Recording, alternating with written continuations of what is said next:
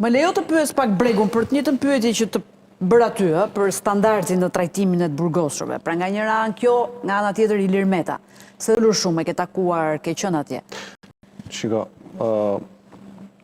do shtosh diçka, po patjetër, patjetër. Do më lejosh të them diçka para se të shkoj te rasti konkret, sepse shteti shqiptar në rasti konkret ka detyrim që të plotësoj detyrimet ligjore të gjithë të burgosurve.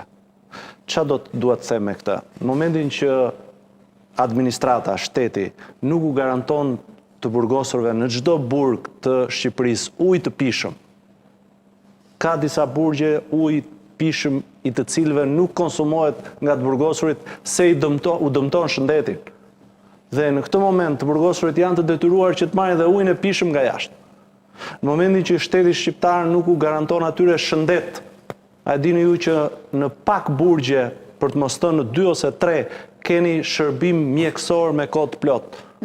Në shumicën e burgjeve doktorët janë me kohë pjesshme, që do të thotë nuk u garantohet atyre shëndeti kur ata kanë nevojë. Po, dhe ka pasur dhe shumë humbje jetësh. Dhe me që ma kujtove, këto humbje jetësh konvertohen në lek.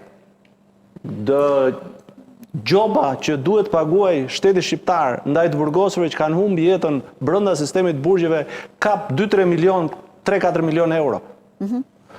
Pse? Sepse nuk garantohet shërbimi shëndetësor, nuk garantohet ushqimi cilësor, nuk garantohet ujë.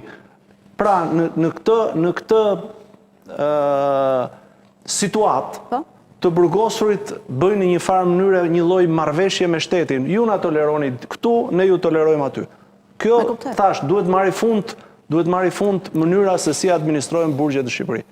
Duhet ndryshoj mentaliteti, duhet rriten rrogat për policët, duhet ketë shërbim psikologjik për policët, sepse konsumojnë 1/3 e ditës tyre brenda me të burgosurit, dhe në qoftë se për të burgosurit ka shërbim psikosocial duhet ketë edhe për të policët.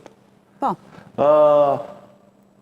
Për të ardhur tek pyetja te rasti Meta, po, se tani nuk e mohoj dot që na bëri të gjithë na ka bërë përshtypje ajo pamje. Pastaj se ka të bëjë me burgun. Kjo çështje është diskutuar dhe është me trajtimin, me kequshqimin, është trajtuar edhe ka pas reagim edhe nga zoti Meta, i cili ka dhënë ato shpjegimet e veta, që thotë bëj stërvitje etj.